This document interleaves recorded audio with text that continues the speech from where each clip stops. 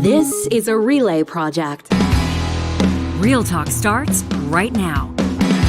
Here's Ryan Jesperson.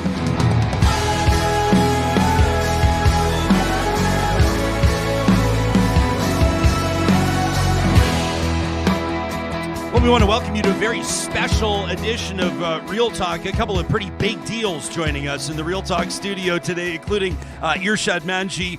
In just 1 minute or less, in about a half an hour from now, Alberta Premier Danielle Smith will sit in that same seat, taking your questions and ours. This on the eve of the Premier announcing her cabinet. It's going to be a different look. It's going to be a different vibe. Does this Premier, after winning this election, have a different mandate than she perceived herself to have just a month or two ago?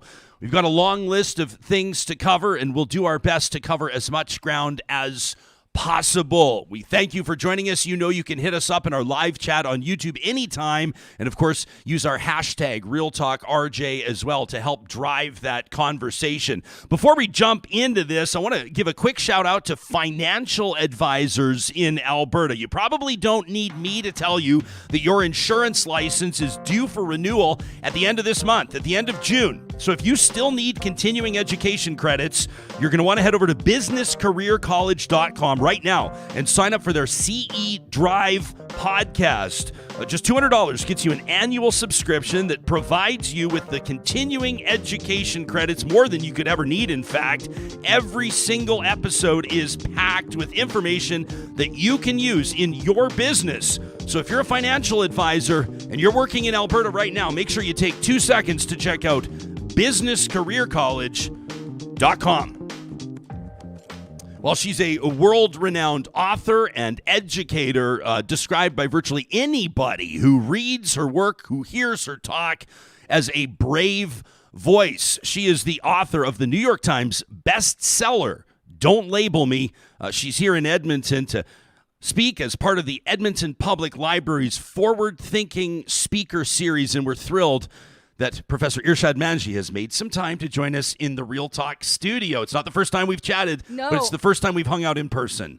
Ryan, I could not help myself. The moment I knew I was coming to Edmonton, Ryan Jesperson's name just sort of, trickled off of my tongue. I've got to do the show again. Well, we appreciate it, and here we are. But I have to call you out on something. Do it. So, when you were announcing just a moment ago, we've got a couple of big deals on today's show, sure. And you looked at me, and then you smirked, as if I'm a joke to you. No. What is that about? I smirked because you smirked. I was just playing it cool. Like, from the minute that you walked in here, you were just playing it so cool, and you're pretty, like, for the energy that you bring to a room. Yeah. And you know exactly what I'm talking about, because if Sure. you have that tool in your toolkit, you know it. But it's not a tool for me. I genuinely love great conversation. I don't mean to say it cynically, Okay. but I just mean you, like me, and like our next guest too. We can't help ourselves, Yes, right? true. People might say you laugh too loud, or you dominated that conversation. Well, or you do. Well, we do. No, you do. Well, that's true. Tell me something I don't know. But you roll in, kind of casual, kind of chill. We've been having a coffee, and I asked you to save a story for the cameras on. Mm-hmm. And it sounds to me like, I know you're not alone in this. Yeah. We can commiserate together, but you had a bit of a nightmare getting to Alberta's capital city over the past, 24 hours? God. So listen to this. First of all, let me just say that I think it would be wise for Air Canada to adopt a new motto. Okay. We're not happy till you're not happy. Yes. Okay. All right? Yeah. This was the very first time in my years and years and years of traveling the world that I actually had to go to 2 different airports to get one flight. So there I am at one of the New York area airports, ready to board to Toronto in order to catch the connecting flight to Edmonton. Some operational issue, it'll be 30 minutes, 3 hours later, they cancel the flight. Okay, now I know I've got to be on Jesperson first thing in the morning. How in the heck am I going to get to Edmonton? So I am literally begging an agent to find me another outbound flight. no flights from this particular airport. I say that we're in New York, for God's sakes. There are other airports. Center of the universe. Help me. No, that's Toronto. Help me. And so she checked one airport, still no flights. I said, there are 2 airports. Let's check the other one, shall we? Of course, there is another flight out of that airport, but by the time she actually books me on it, because I had to do all this begging beforehand, I've got literally just maybe enough time in rush hour traffic in New York City to get to that other airport. Ryan, all I can tell you is that as I entered that other airport, was racing to get to the gate, I was told by more than one airport official, ma'am, calm down. And I'm like, Jesperson. Yes. And I made it with maybe 2 seconds to spare. They were closing the gate. You did it. Now, when you're someone like you, though, that has, I mean, you've made your career, and we'll talk about this, like encouraging people tonight. You're going to be, do you prefer the word lecture? It's a speaker No, God, series. no, it's not. It's a conversation. It's going to be a conversation Okay. tonight. But you're going to be guiding people to move from polarization to collaboration. Yeah. You can't lose your mind in an airport. People are watching.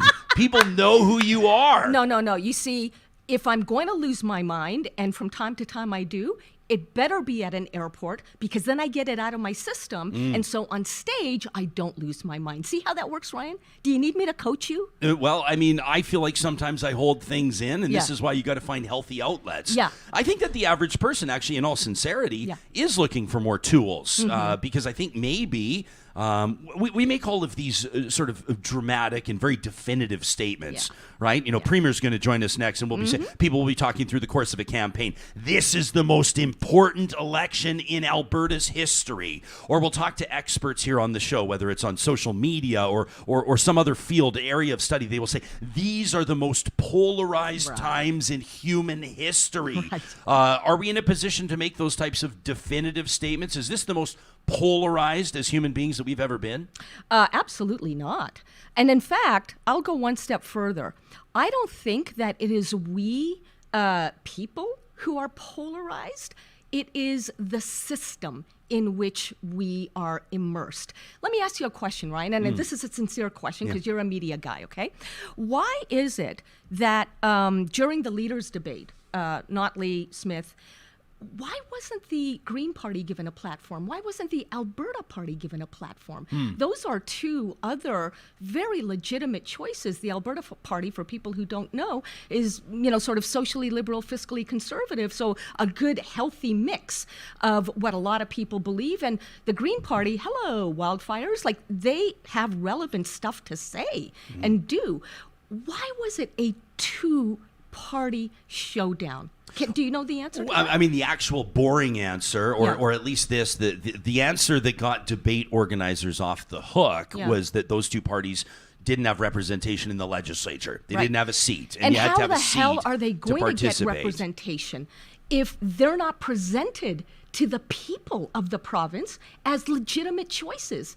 You see, this is the system that I'm talking about. When people are told over and over again, are you UCP or are you NDP? Well, then the frame is either or. And that then sets the terms and sets the tone for what people believe they're allowed to do. And that's simply not true. And so when you say, are we in a position to make such definitive statements? No.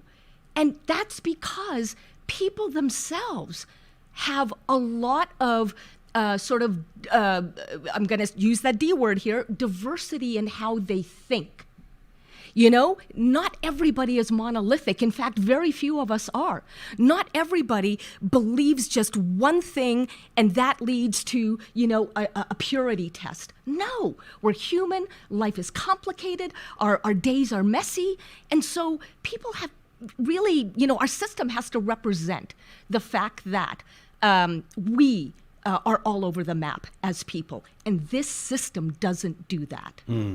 I'll take one quick second to shamelessly pump this show's tires in front of everybody and remind them that we did provide a platform and will continue to provide a platform for not just the non-mainstream views, or not just the unconventional views, you might call them, and here also people will call me to the carpet right now and say, well, where do you draw the line? How does unconventional and fringe differ? People use the platform as a verb as well. Why do you choose to platform this guest? Right. I got a rich note from somebody the other day that wanted to know why we're platforming the premier. I said, the premier doesn't need this platform. That's not a thing. But fair questions in some other context, right? And so we'll continue to make that commitment. We had Green Party leader of Alberta, Jordan Wilkie, here on the show, and maybe not everybody's cup of tea, but for some people, this guy might as well have been preaching from a pulpit. I mean, they were all in on that. Right. When you wrote Don't Label Me, it's been a few years now, 2019, I think it was out. Identity, power, and politics, basically, right? I mean, by the way, Chris Rock calling it genius. Yeah. Right? And that's got to feel good. Yeah, but I don't know what Will Smith thinks of it. Oh, so, we're still trying to work that out. A real slapper, yeah. But this has been on your radar for a while. I mean, how we identify and how we communicate and the camps, right? The teams, right? Are you blue or red? Are you blue or orange or green? Right. That's right. That's right, exactly.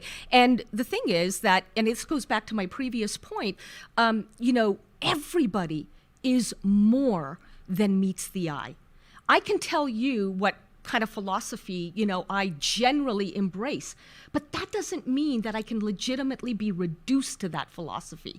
Because again, human beings, like all animals, and we are that, human animals, we are what is called sentient. And that means that we are conscious. We feel, we think, we understand, we communicate. And that means also that we grow, we evolve, then we devolve, and then from that, devolving, we learn more and we grow again.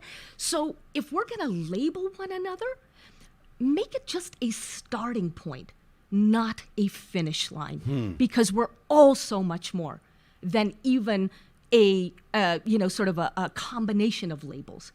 This is why I always say to people, if you really care about someone and you want to get to know them, don't assume about them based on what you see.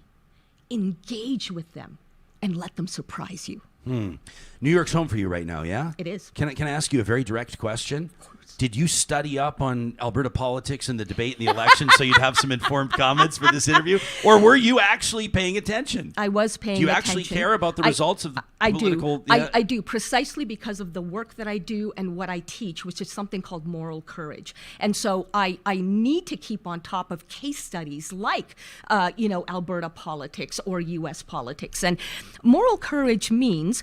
if you Google it, by the way, you're going to come up with a very simplistic definition. People will say it means speaking truth to power. But wait a minute. If I'm speaking truth to power, Ryan, by pointing fingers at that power and shaking my fist at that power, am I actually going to have much of an impact on that power? No.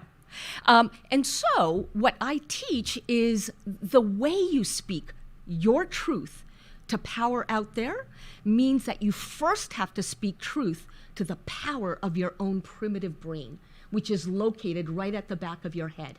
Because that primitive brain, Ryan, is constantly scanning for threats 5 times a second. And because of the really amped up culture, noisy culture that we live in today, our brains are amped up all the time, so that even if you disagree with me, my brain will take that as a threat to my dignity, to my humanity, when all that's happening is I'm being disagreed with. Okay, here's an opportunity for a great conversation. How did we get here? We talked to here. Let's dive in deep into Alberta politics for a second. I don't know if the names mean anything, but Thomas Lukaszuk is a former deputy premier for the Conservatives, Progressive Conservatives. Brian Mason was the leader of the New Democrats for quite some time, and the two of them would famously spar in the legislature, and then maybe more under the radar until later, after their political careers, they were more likely to disclose. They go for beers all the time. They quite enjoyed each other's company. When there would be breaks in a legislative session, they would go and ask each other how their kids were doing, how their families were doing. And that just doesn't happen anymore. I mean, ask any currently elected official, and you don't have to talk. We're not talking about Alberta. It doesn't have to be Canada for that matter. That's right. But you look at this, I mean, the leader of Canada's Conservatives, the federal party, he's got no interest in collaborating with the Prime Minister, and his approach might make him the next government leader, the next Prime Minister of Canada. Look what's happening with the Republican nomination right down in the United States. That's right.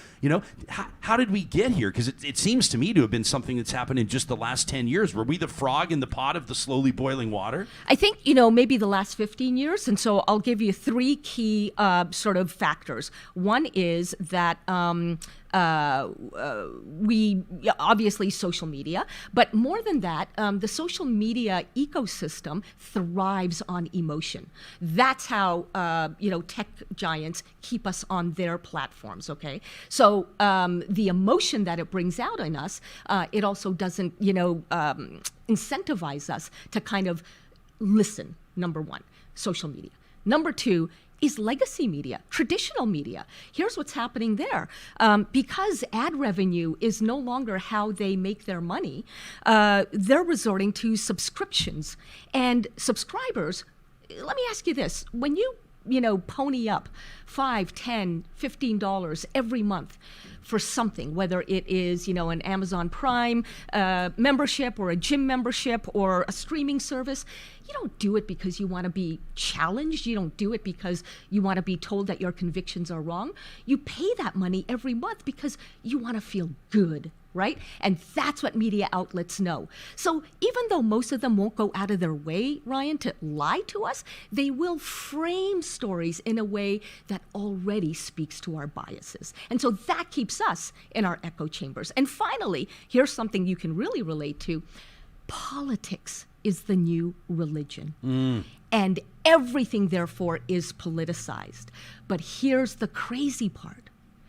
Unlike in traditional religion, which preaches grace, doesn't always practice it, but preaches it, politics as a new religion doesn't preach grace at all. There is no room for grace. There is no room for mercy. We've got to kill. As somebody said to me the other day, I'm gonna mess this up, so I'm gonna come up with it later. But it was like an adaptation, a sort of a bastardizing of the golden rule. Do unto others as they would have them do unto you. Well, in this case, it's do unto others before they do unto you.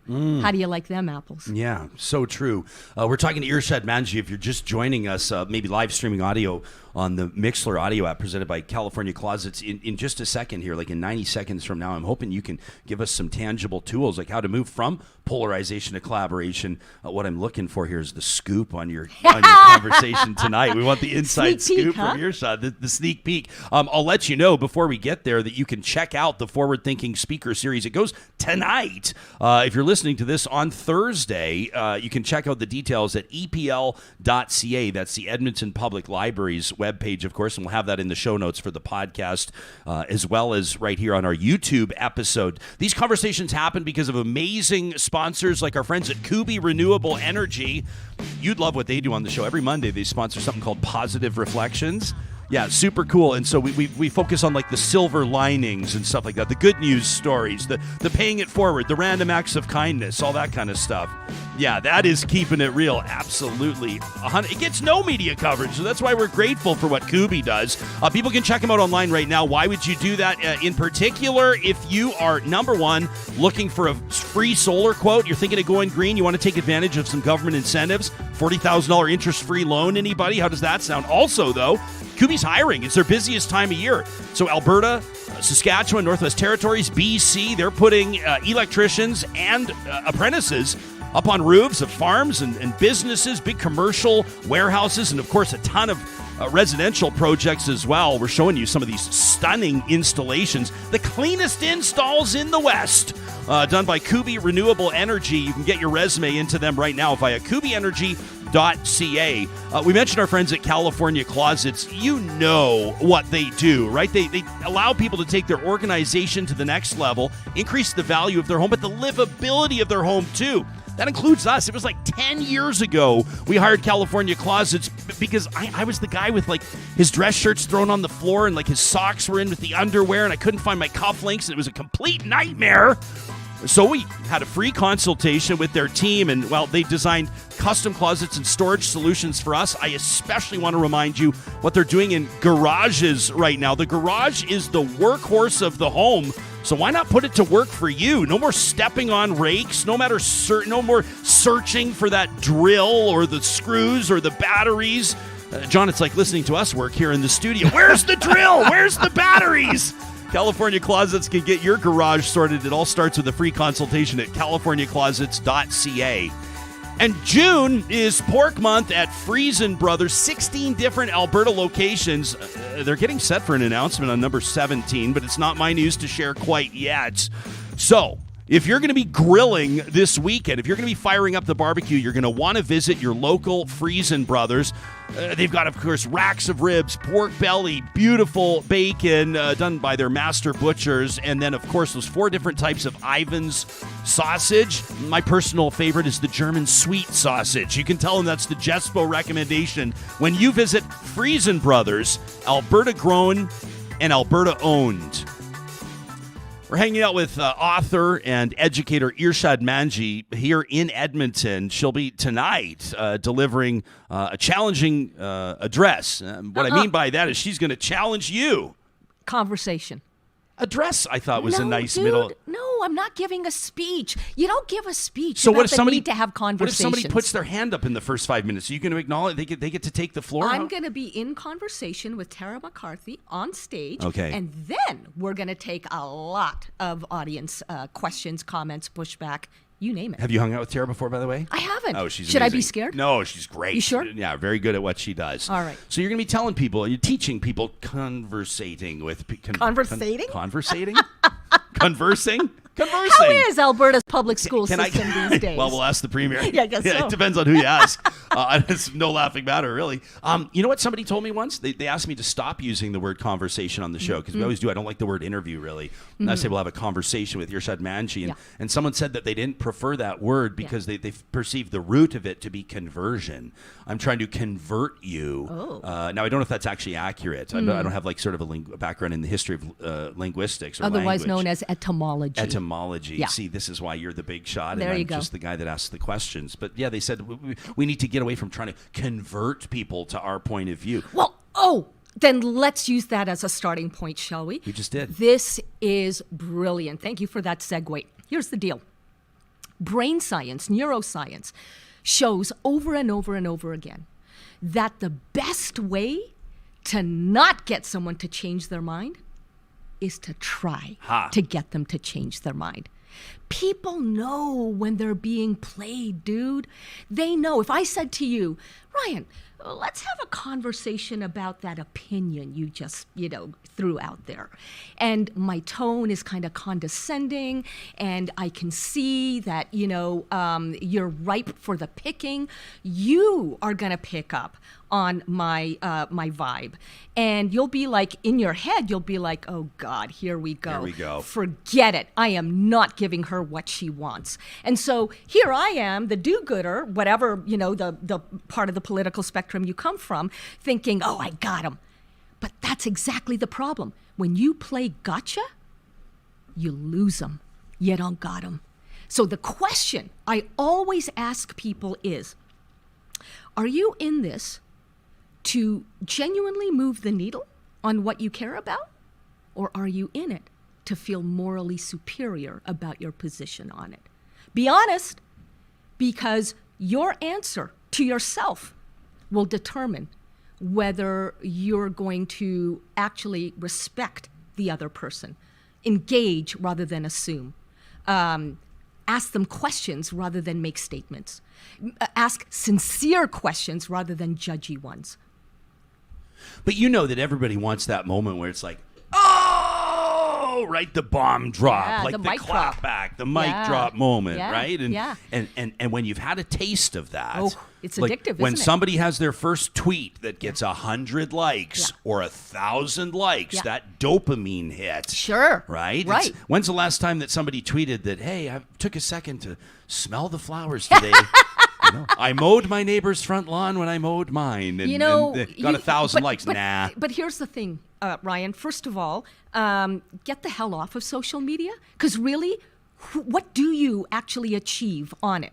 And I know that most people who are on it aren't there to achieve anything except like chest thumping over their own self-righteousness, right? But this is exactly the point, that if you're going to be self-righteous, don't expect the other side then, whoever that may be, to move towards you.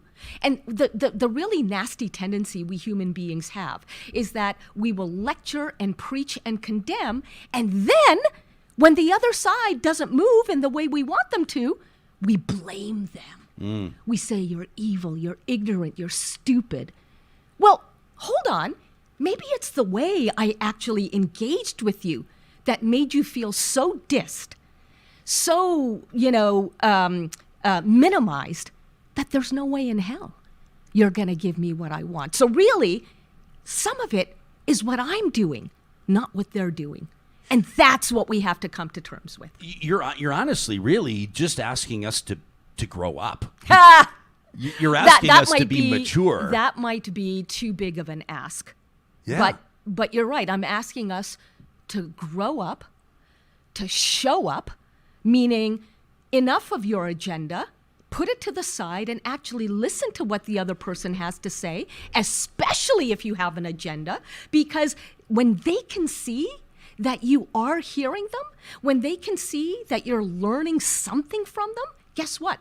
Their emotional defenses are going to come down, and now they're much more likely to hear where you're coming from. So you see, Ryan, here's the bottom line. This isn't about being nice, moral courage, okay? It's not about being nice. It's not even about being civil for the sake of civility. God, I hate that word, civility. I hate it.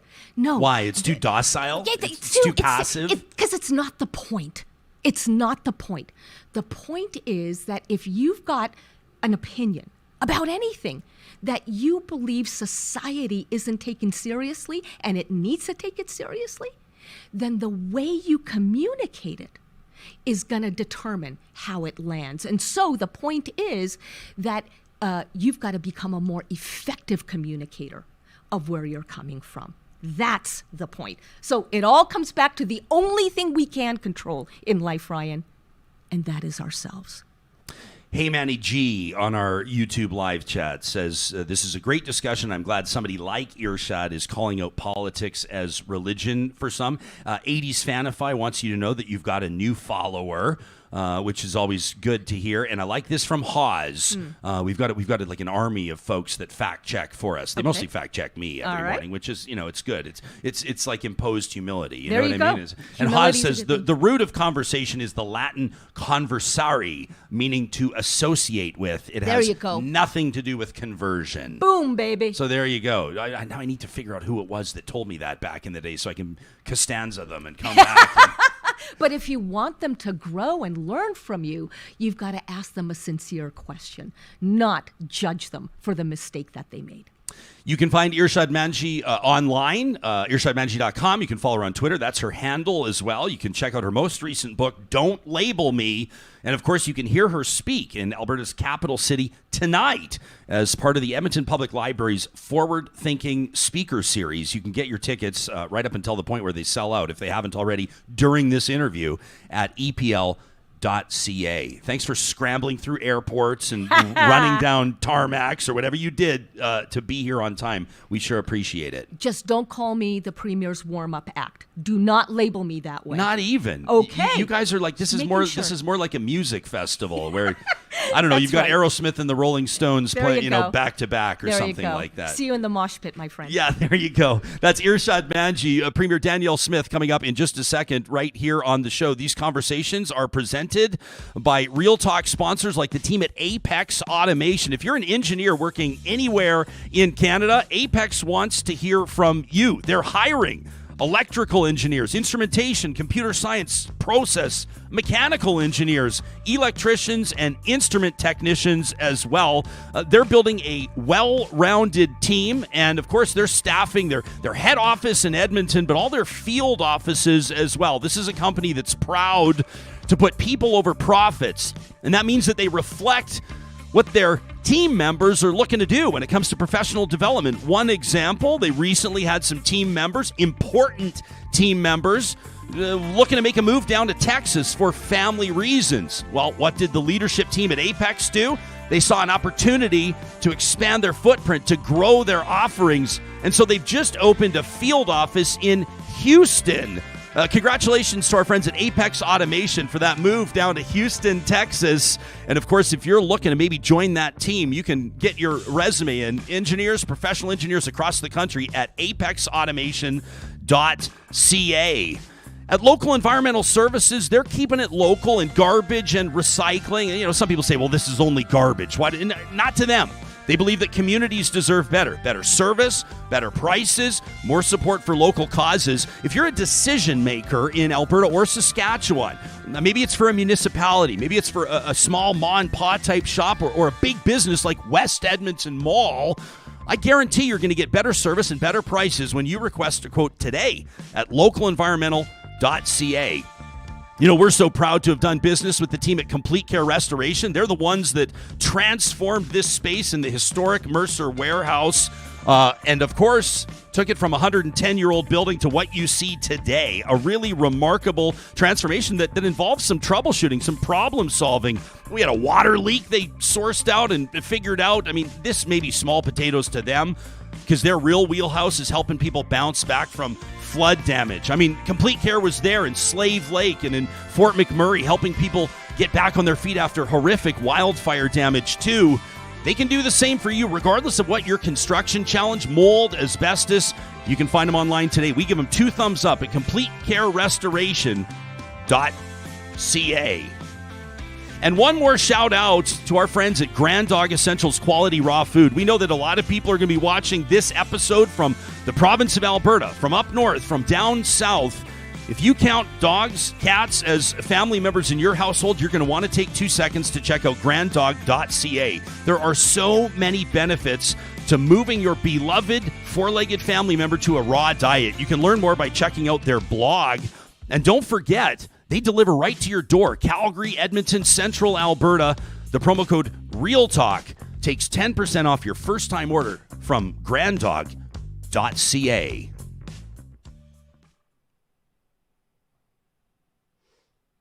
Oh, thank you, my dear friends. Thank you so much. Well, to paraphrase our dear friend Ralph Klein, welcome to another miracle on the prairies. My friends, this was the very definition of a hard-fought election. We faced the most expensive, fierce, and coordinated opposition and third-party political campaigns in provincial history. Now, many folks wrote us off, even just as recently as last month. But you know what happened? Despite it all, today, Albertans chose to move our province forward by re-electing a strong, stable, united, conservative majority government.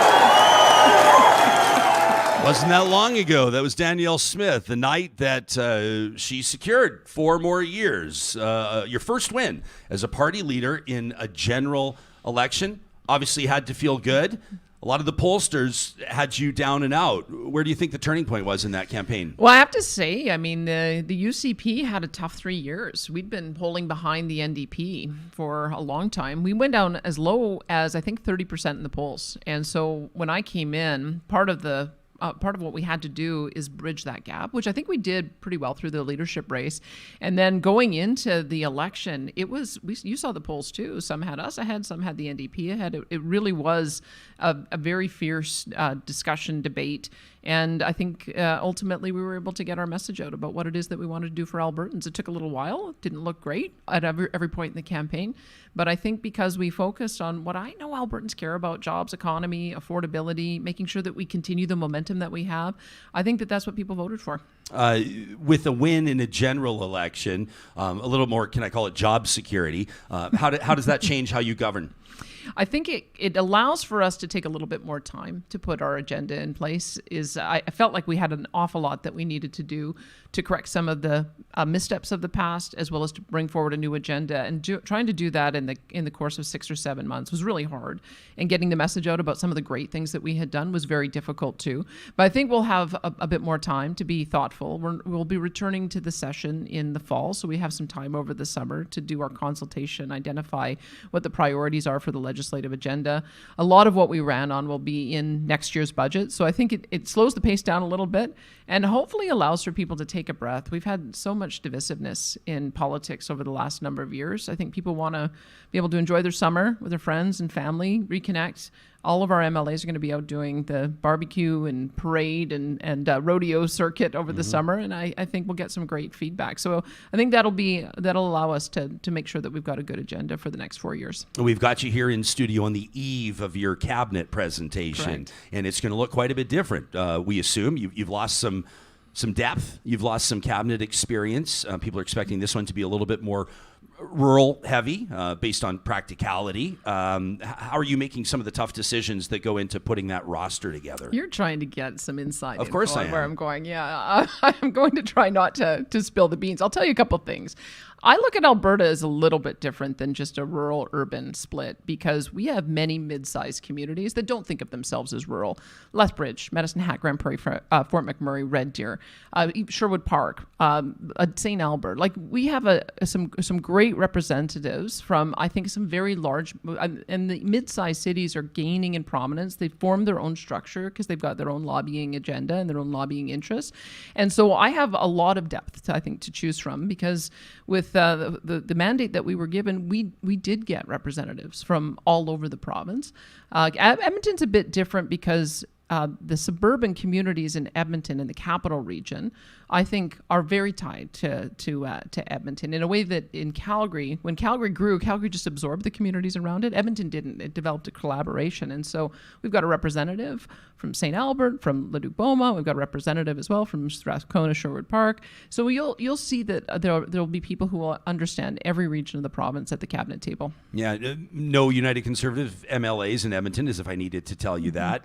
You floated the idea of a council of advisors. People started sort of calling it the council of losers, right? Sort of the idea of like UCP candidates that had run unsuccessfully that might be able to give you a sense of what might be important to Edmonton residents. What steps will you take as Premier to assure Edmontonians that they won't be blacklisted from governance and funding decisions? Well, let me just name a few names that you'll probably hear a lot more about. Nate Glubish, for instance, my technology and innovation minister.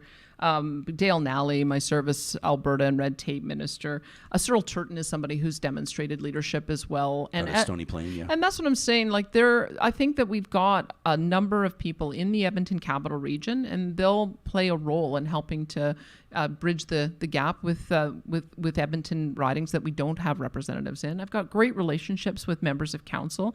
Tim Cartmel and Sarah Hamilton are on the task force that we put together for community safety, and we'll continue to build those relationships out. I've met with Mayor Sohi many times. He's not shy about telling me what his priorities are. Have you really met many times? I think it took them like 5 months to get a meeting with you, didn't it? I met him several times. Is that right? And we keep running into each other. He came down for Stampede last year. We met when I was going through the leadership race. Casey Madhu put that together. So no, I've met him many times.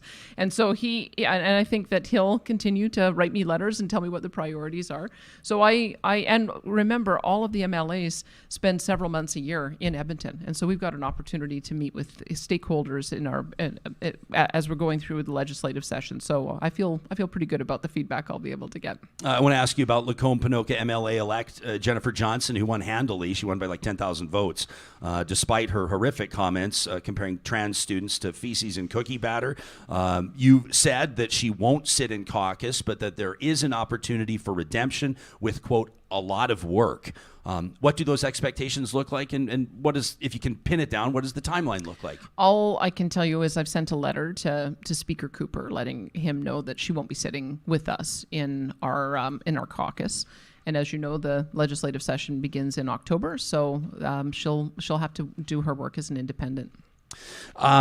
I've got some questions from audience members here. Appreciate this. Chad is a consulting engineer. He wonders, why have you, Premier, not gone on the record clearly stating that the Take Back Alberta group does not control your office. They make some pretty bold claims about the amount of influence that they have on the Premier's office. Well, let me go on the record. The Take Back Alberta group does not control my office. I have an office of fantastic staff members who come from a variety of perspectives that I put together after the leadership was over, because I wanted to make sure that we had some continuity from the previous Premier, and I wanted to make sure I had people from each of the different leadership campaigns in my office, because I know every single person who put their name out there to represent this party had great ideas, and I wanted to make sure I was getting all of those great ideas. So whatever it is that certain people claim, the reality is that I take my marching orders from Albertans and from my MLAs who are Albertans representatives, and that's always been the case. Every Alberta Premier says that they'll fight for oil and gas. How that manifests itself might look different, but you've, of course,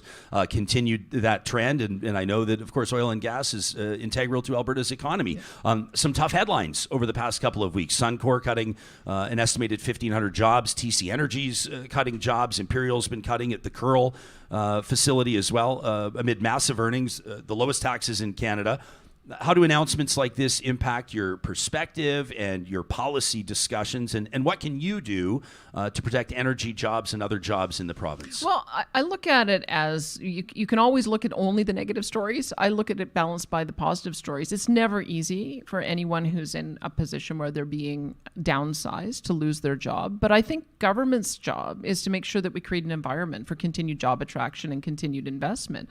And some of the things we celebrate in the last year, it's been announced, for instance, that we have Imperial Oil doing a renewable diesel project, $720 million. We had ConocoPhillips announce a $4 billion stake in oil sands again. We have Pembina, who has got a consortium with the Japanese to develop an ammonia project in the industrial heartland. We continue to have a number of companies that are looking at making a final investment decision around as we start working on carbon capture, utilization, and storage, and some of the credits associated with that. The last time I had looked at the stats, we had 100,000 jobs that had gone unfilled because our economy is booming. And so I know it's always tough when businesses make decisions like that. But I do look at the other side too, that there's increasing investments in a number of related fields, particularly in green energy, that will get us to lower emissions. And those are the two parallels that we're pursuing right now. You've talked about one of your priorities, a new relationship with Ottawa. And your speech on election night, you went right at the Prime Minister again. It obviously played really well in the room. What does a new relationship look like? And how would your tone or maybe your top priorities differ from, previous Conservative premiers, including Jason Kenney? How you approach it differently? Well, I talked to the Premier, I talked to the Prime Minister within a couple of days after winning, because look, the federal government has been very helpful as we've been dealing with an historic wildfire season. I've said this before, but we've not seen this level of fires this early in the season with this amount of hectares burned. We're at 1.2 million hectares burned. The previous high watermark for the entire forest fire season in the past was 1.3 million hectares. And our forest fire season goes till October. So this has been an unprecedented time. We've got major problems of reconstruction in Little Red River Cree, as well as Sturgeon Lake, which I visited, as well as East Prairie. And we've been fighting fires the last couple of days to make sure that Fort Chip and Ellison Bay are not don't lose homes. They've lost cabins. So the federal government is going to have to be very involved in helping us rebuild. And they've been wonderful in sending military resources to us. We had 4 companies of armed forces that have been helping us at different times. Right now we've got 2 companies, so 200 men and women who are fighting fires for us, and that'll continue until mid-June. So I have to work with the federal government on things where we agree. And so I've been able to sign a $24 billion healthcare deal. We reaffirmed the $3.8 billion childcare deal. We've been working constructively on wildfire fighting. That said, I also told him that I don't appreciate his environment minister, Stephen Guilbeault, constantly taking hits at our province. And I understand that there's 2 major pieces that are going to come forward. They want to bring through an emissions cap on oil and natural gas, and they want to pursue a net zero power grid by 2035, both of which are unachievable. We cannot have a 42% emissions reduction by 2030 in oil and natural gas. Otherwise, it will lead to production shut-ins, and that will be devastating for our economy. And a net zero power grid by 2035. Look, even the Saskatchewan NDP has said that that is unachievable, and it is unachievable. For the average layperson, is that just because our grid is overly reliant, or at least greatly reliant on natural gas? Is that the simple answer? It really is. And I think that's something the federal government needs to be aware of, is that Saskatchewan and Alberta just have a different energy mix. In Alberta, 90% of our power grid is natural gas. Almost 100% of our home heating is natural gas. And so we can't use the same lens as you do in British Columbia or Ontario or Quebec, where they get the lion's share from either hydro or nuclear. And so I think there's going to be a mix of energy that we're able to put onto the grid in the future. But to expect that these kinds of decisions can be made where you can completely engineer a brand new form of energy that is going to be able to replace the reliance that we have within 12 years. It's just not achievable. These projects take a long time to be able to conceive of, get the money together for, and if they have constantly changing rules, it creates uncertainty. So I've affirmed for the Prime Minister that if we can keep a target of carbon neutrality by 2050, we are perfectly in sync with each other. Just don't try to accelerate if the technology isn't there and the timeline is too fast. Otherwise, it's going to create big problems in our province and for the country. I understand, like an elected official, like a premier or a prime minister, the power of your words are significant. Mm-hmm. And so when you make a comment about something, net zero or energy policy or what have you, it can send great ripples. And oftentimes we talk about this show at the intersection of the environment and the economy. But you do have, like, it's a real life metaphor. It's a metaphor happening right in front of us, right? Mm-hmm. With an historic wildfire season, and then also people like me asking you about emissions caps and asking you about the road to net zero. How do you reconcile both of that? I mean, every expert that we talk to indicates the significant factor that climate change is playing on our susceptibility to wildfire, and on the conditions that lead to these massive blazes earlier and earlier in the season. So how do you reconcile those two? Well, I think you're watching, as I am, the number of stories about arson. And I'm very concerned that there are arsonists, and there have been stories as well that we're investigating, and we're bringing in arson investigators from outside the province. We have almost 175 fires with no known cause at the moment. Sometimes they're very easy to trace. When you have lightning storms, that's easy to trace. When you have a train derailment, that's easy to trace, campfire. But to have 175 fires that we don't know the cause of, that's unusual. But the conditions that allow the fires to grow as big as that, whether or not somebody starts, human carelessness leads to the start of the fire, the conditions under which that fire can grow to such a massive degree. We've had wildfire experts on the show telling us that arson is not a leading cause of wildfires based on the science. Well, I would say that we have to do a better job as government in making sure that we're building fire guards, because I think that the issue that we had faced is there's a lot of communities that we know from what happened in Slave Lake and what happened in Fort McMurray, that you have to make sure that when a forest fire begins, that it doesn't jump over into a town or a city, because that's when you end up with real trouble.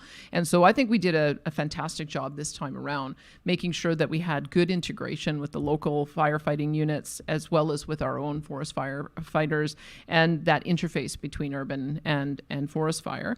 And we also accelerated some of that fire guard protection, and we've got to do more of that. If I can point to the fact that we have had previous fire seasons early in this century where 1.3 million hectares are burned, we're going to have forest fires. It's the nature of what we have in Alberta, and it's our job as government to make sure that we mitigate, that we manage, and that we have the resources available when they do erupt. And I would say the same thing for flood.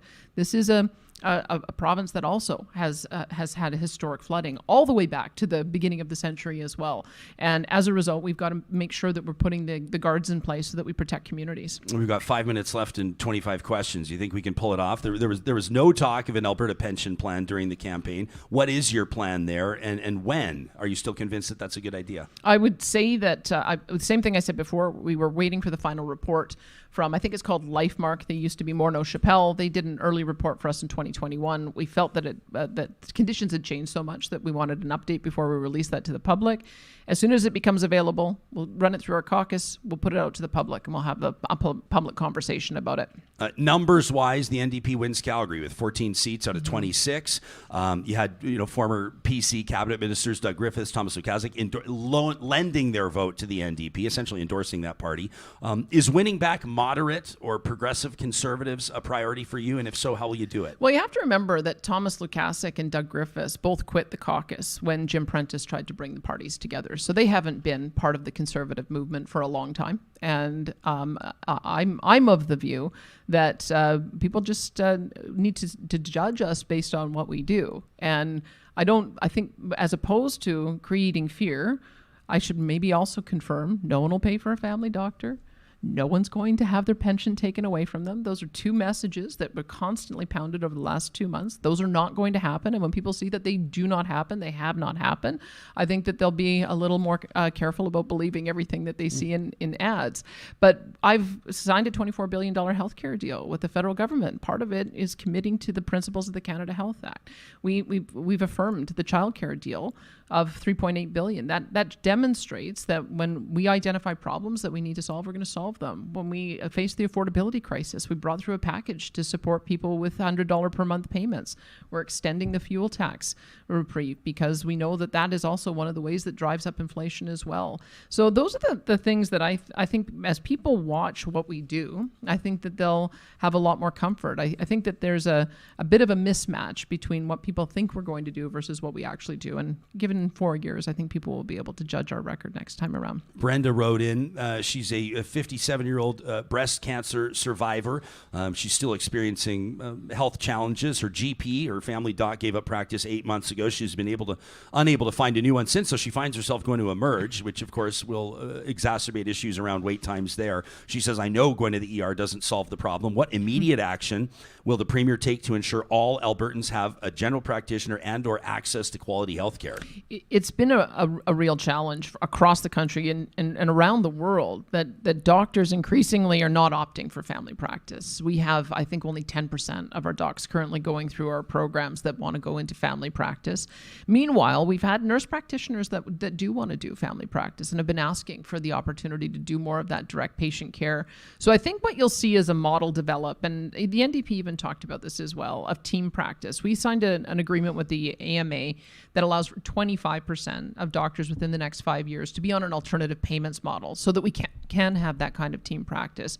So I imagine what it will look like is something like this, is that you'll have a doctor at the lead of the practice, 4 or 5 nurse practitioners, other allied health professionals, LPNs and dietitians, so that they can have longer hours, they can be open evenings and weekends, and you can see the right practitioner for whatever it is that the problem is. And so those are the kinds of things that we need to accelerate doing more of. And I'm looking forward to working with the doctors on establishing those. No apology from the CBC for their coverage of the Coots border stories. An email from Aubrey who wonders, do you still plan to sue the CBC and maybe the NDP for defamation? Where's that at?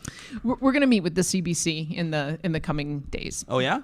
We'll meet with them in the coming days. And I want to reset my relationship with a lot of the media. I feel like that people want to see, look, the mainstream media and alternative media like yours are both important to me. Everybody has the ability to reach a different audience. And so I've always been very open about being able to do the broad range of media. And I hope that we can have fair, accurate, and balanced coverage. That's all I've ever asked for. I mean, I came from the media, as you know, as well. Mm-hmm. And that was the mantra when I was at the Calgary Herald. My boss at the time, Dan Gaynor, the publisher, he said, that's our job. Be fair and accurate and balanced. That's all I asked for. I'm not going to be perfect. There are going to be things I do that people will criticize. But I think it's the balance that I feel has been missing in the last short while here. And if we can reset, I'm happy to do that. Well, we've always appreciated your availability here, Premier. And in closing, you know what the question that people ask me, the next time you talk to Premier, the next time you talk to Danielle, more than anything else, people want to know if you're going to unblock them on Twitter. So I have a proposal. Last time we were here sitting, you said, unless you call me an F, a B, or a C, I'm not going to block you.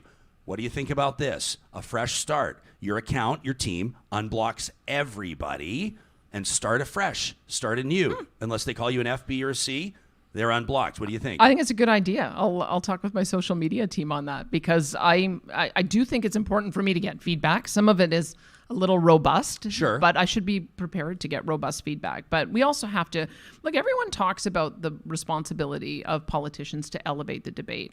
And I always felt that I have. Especially because of the career I had before, where I had to talk to a bunch of people from a bunch of different perspectives. And you have to be respectful. And so I just expect people to treat me the same way I treat them. And so if you think that is going to work, I will give it a try. And then I tried to come up with an idea. Next time I'm on, we'll see how many I've had to reblock. Yeah, it might still be a lot. Might still be a lot, but I thought it's not realistic to go through one by one. No premier's got time for that. No staffer's got time for that. But we know you've got obviously a very busy day. Tomorrow's a big one, and we'll keep an eye on that cabinet announcement. Thanks for doing this. We appreciate Thanks, Ryan. it. Good to see you. You got it. That's Alberta Premier Danielle Smith. You can let us know what you think about this interview by sending us an email to talk@ryanjesperson.com. This interview was presented by our Real Talk sponsors, like the team at Eden Landscaping. You can find them online at landscapeedmonton.ca. They're bringing outdoor spaces to life in the Metro Edmonton region. Premier just talking about that donut there. Sherwood Park, Strathcona County, Stony Plain, Spruce Grove, Fort Saskatchewan. Shout out to you. Mike and his team have been working in these areas on the ground in Edmonton and area for more than 2 decades. Everything from irrigation, drainage, planting and removal. Maybe you're looking to bring in a big tree or maybe get rid of that tree that's putting too much shade over your new planter boxes, or the planter boxes you're going to get Mike and his team to build for you. Outdoor kitchens, retaining walls, water features. Full project management is what comes with the deal when you're doing business with Eden Landscaping at landscapeedmonton.com. We also wanted to give a big shout out to the Nate J.R. Shaw School of Business. They're doing really great things over there. If you have dreams, you're sitting here right now, if we're speaking to you of maybe building the next innovative product or solving a world problem, maybe you want to lead change or grow community or transform business. If this is you, then Nate's J.R. Shaw School of Business is your answer. Like, you have ideas, they have experts. You have purpose, they can apply it. You have vision, they have the roadmap. Get down to business today with Nate's J.R. Shaw School of Business at nate.ca/business. John, it feels like kind of a perfect day for a DQ Blizzard treat. Or you say that every day. Well, just every day. It just feels like the right all move. Summer long. You know what I'm saying? For you, it might be the double dilly, the dairy-free dilly bar that you love. For me, right now, today, it's going to be the June Blizzard treat of the month. We figure that summer should be one big adventure, right? For you and your taste buds, and for the new Reese's Caramel Pretzeled Blizzard. This is here to take you on the taste adventure of a lifetime. A salty, sweet thrill ride. I always thought I missed my calling on the Midway. A salty, sweet thrill ride up a crunchy pretzel and peanut trail, leading to a world-famous DQ soft serve peak. Indulgent peanut butter cup cliffs. And over a river, John, of decadent caramel bliss. Yeah, that's right. You can find June's Blizzard treat of the month at the Dairy Queens in Palisades, Nemeo, Newcastle, Westmount, and Baseline Road. I feel like I can taste it. Taste it in my mouth. Yeah, the there description. You go. There you go. Incredible. Appreciate Premier's availability. You get sort of 20, 25 minutes with her, and we cover as much ground as we can. And we want to thank everybody that we know that we left a lot of emails on the table. Obviously, it's going to happen. It's going to happen. I want to give a shout out to Walter in Edmonton, who I had your email pulled here, Walter. To give you credit on the Premier unblocking people. Mm-hmm. I think that would be actually a really solid move. I think that would be a real olive branch. You know what I thought that she might do is fire back at me and say, well, you unblock everybody too. Yeah, I thought she was going to. And I wasn't sure I was going to sign up for that. But you know what? I would do it if she would do it. Nothing to do with politics, nothing to do with who Danielle is or anything like that. Just strictly speaking as a person who has blocked people, it's all about your mental health. And I would guess that being a premier is probably a very special, stressful job. But you know how it is. Sometimes you just don't want to see that stuff. And it's not about angst. It's not about revenge. It's not about doing something the person's going to see. Sometimes you just need to look forward and put the blinders on and be like, look, this person who is saying this stuff, no matter who you are, they're not going to change their mind. I can tell. This is just mental anguish that I'm going to see all the time. So why not block? But when you brought that idea up, I was like, wow, nice last to slide in here. And she said, yeah, I'll think about it. Well, somebody tweeted at me last night. I don't have it in front of me, and said, if you don't ask the Premier to unblock about unblocking me, you will have failed. And I thought, well, that's a very direct comment, and so I'll make sure that I do. But you remember last time she was on, she said, unless you call, and those were her words. I actually thought it was hilarious. She said, unless you call me an F, a B, or a C, which maybe prompted some conversations in family minivans. Mommy, what's a... But, she said, I'm not going to block you. And then people kind of took that because we appreciate how many of you will check out these interviews. And a lot of you reached out and said, well, I'm blocked. And I thought Richard was a fellow that tweeted at me yesterday. He said, I've been a conservative for 40 years.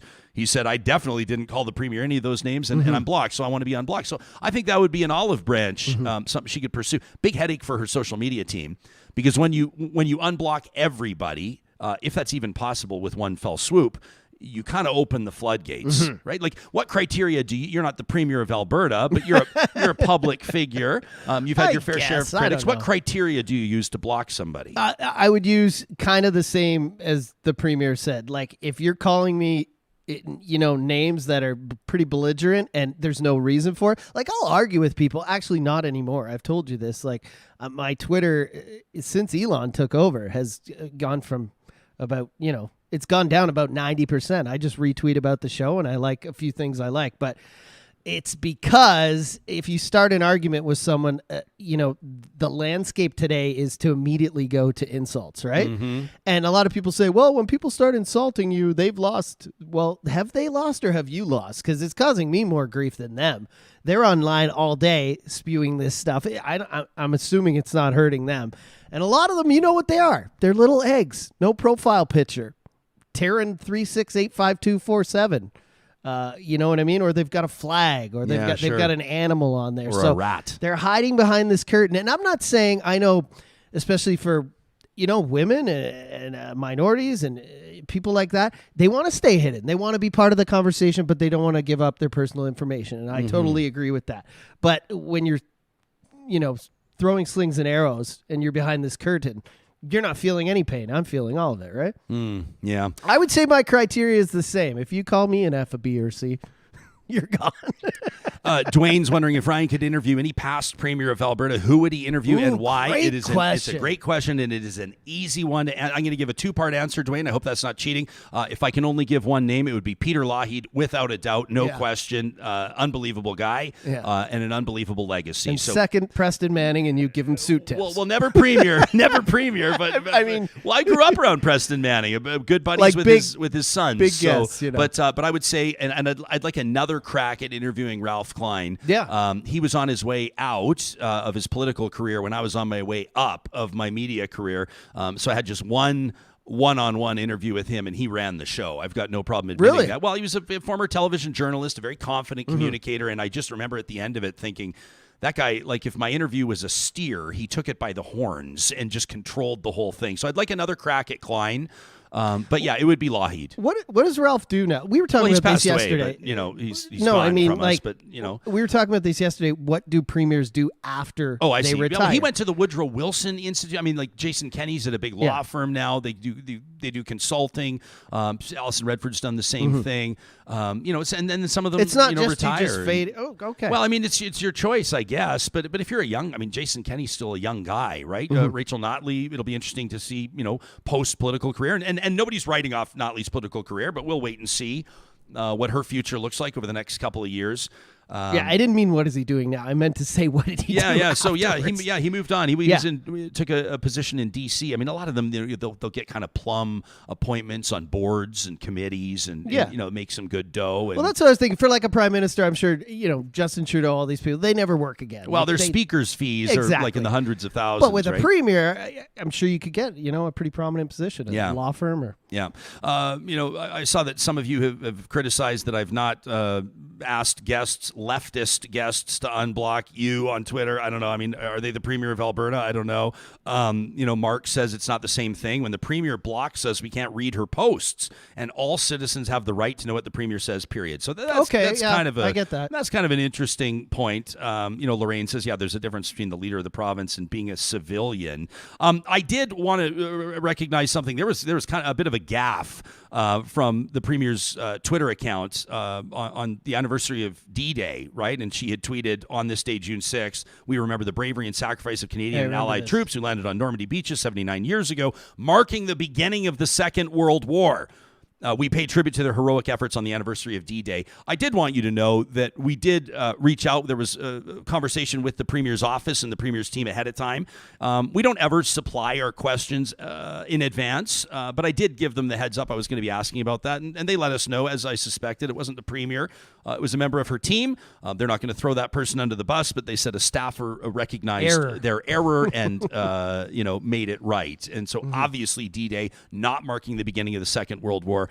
I skate on Wednesdays. I play hockey, and one of the guys tying his skates yesterday said, when's the last time a Conservative Premier got war history wrong, right? So that'll be a tough one for Premier Smith. But yeah, I wonder, because like even a tweet, doesn't it have to go through some sort of, approval process? It seems like whoever did that probably isn't working anymore. It'd be it'd be a lot of pressure. I mean, you think if you're, a team member, like, you see like the President of the United States, the Prime Minister, premiers, the mayor or mayors of major Canadian cities, it's oftentimes, most times, not them. It's the head of social media. Or one of their staffers. And, there's a lot that comes with that. So shouts out to those of you that asked us, obviously, to talk about the opioid epidemic. Appreciated Professor Ben Perrin reaching out on that, pointing out that, Alberta has not been disclosing drug poisoning deaths since January of 2023. Alberta Health Service data, or Alberta data anyway, shows an upsurge in EMS paramedic responses for opioid-related events in 2023, but data on deaths is being withheld. Obviously, very important subject matter. Just a couple of weeks ago, we had a 3-part series, 3 days in a row, where we featured guests coming from different perspectives, including Adam Zivo from the National Post, a very controversial piece on why he describes, based on his research, the Safer Supply Initiative, the federal government's initiative, as a complete failure. Professor Ben Perrin was one of those in a subsequent interview right here on Real Talk that took great issue with that. This is Stephen Harper's former policy guy. This is a law professor at UBC, so we appreciated that.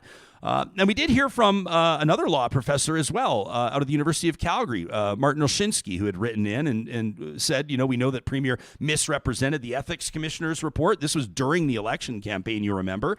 Wonders Martin, now that she's safe in the Premier's chair, will she publicly acknowledge her wrongdoing? And will MLAs get mandatory training on the structure of government and separation of powers as the Ethics Commissioner recommended? Another solid question.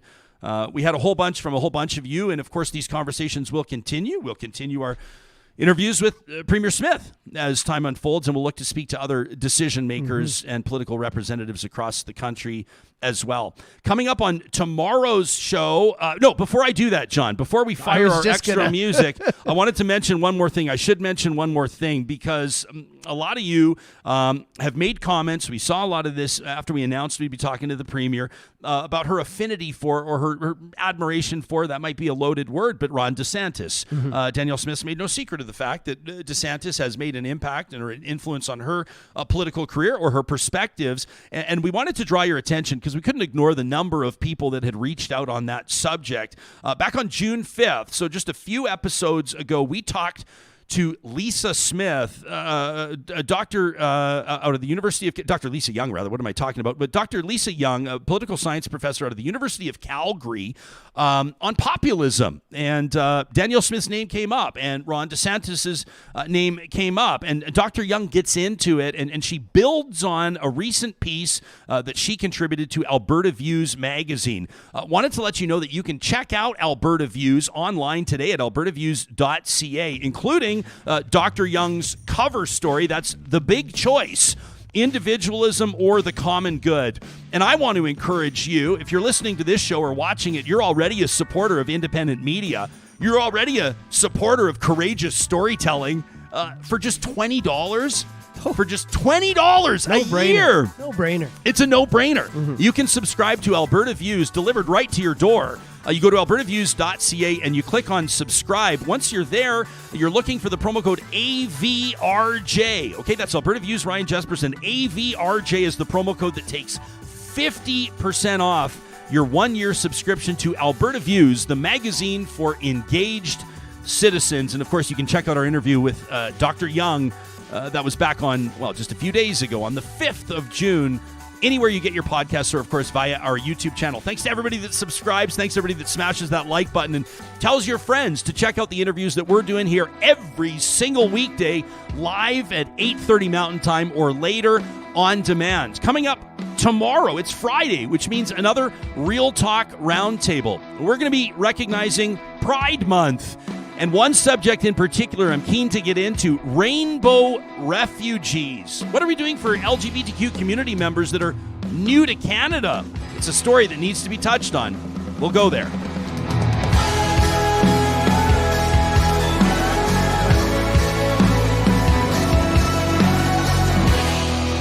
Real Talk is hosted by Ryan Jesperson. Executive producer John